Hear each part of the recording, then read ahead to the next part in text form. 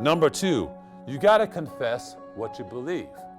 See, when we confess, our confession is actually an expression of what you truly believe. See, that's why if we want to make it, if we want to succeed, we got to watch the words that come out of our mouth. Many times we actually speak negatively before we speak positively.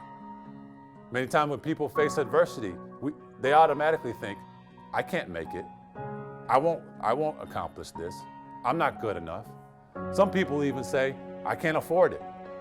What we have to do is change how we talk to ourselves. Change how we speak about things.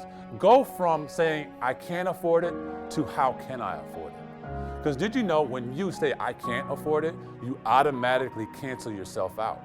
You don't think about what are the ways and strategies that I could do to be able to afford this. Many times when we face adversity, we give up too easily. We say, you know what, this is too hard for me, and then you give up. Instead of saying, you know what, how can I make this better?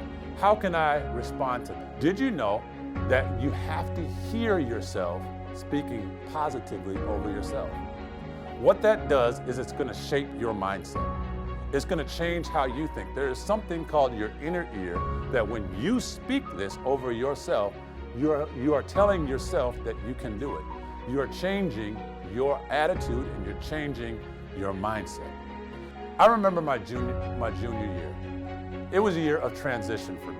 In that year, I was transferring to a new school, so I had to make new friends. I had to get used to a whole new environment. But also I was coming into that year with expectations. Expectations that said I was going to play well for the basketball team that year. I was going to make varsity and I was going to begin to get Division I scholarships after that year. That was my expectation. But what happens when life doesn't meet up to your expectations? Many times that's when disappointment comes in and we get frustrated because things aren't going the way that we envisioned for them to go. You know, when I started that season, I actually got hurt. The first thing that happened was I fractured my foot. Not a great way to start the season. So, because I fractured my foot, I had to sit out for about 6 weeks. And not only sit out for 6 weeks, I had to wear a boot all around the school for 6 weeks. But when I was finally cleared to play, the coach puts me on the JV team. Talk about embarrassing. I was embarrassed by the fact that I had to be put on the JV team. I thought that was a demotion. Now, looking back, the coach was trying to work me back into shape and he was trying to make sure that I was good to be able to play on the varsity team. But you know what? I thought that the coach was mad at me.